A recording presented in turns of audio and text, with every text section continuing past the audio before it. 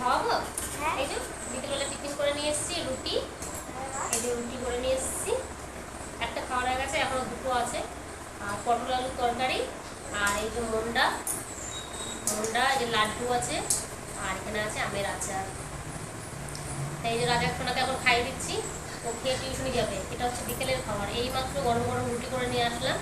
তাও রুটিটা খেতে পছন্দ করে না, ও পরোটা খেতে পছন্দ করে, কিন্তু আমি ভাবলাম যে না, সবসময় পরোটা দেওয়া ঠিক না, না রুটিও মাঝে মাঝে খাওয়া ভালো। ওই জন্য ভাবলাম যে রুটি করে দিই গরম গরম, আর এই পটল আলুর তরকারি দিয়ে খাই দিচ্ছি। আর কালকে করে দিয়েছিলাম লুচি, তোমরা নিশ্চয়ই ব্লগটা দেখেছো, মুড়ি ব্লগটা। তা আমাদের ব্লগগুলো তোমাদের কেমন লাগে অবশ্যই কমেন্টে জানিও। আর এই রাজা শুনে এখন খাচ্ছে, খেয়ে চলে যাবে। আর ও জানো তো, একদম বুড়ো লোক, একটা বুড়ো লোক, বয়স্ক লোক। কেন জানো?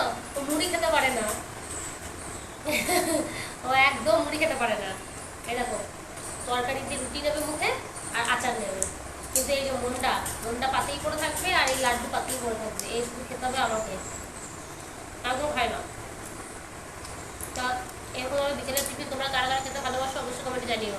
আর ভিডিওটা ভালো লাগলে লাইক কমেন্ট শেয়ার করে দিও, পাশে থাকো।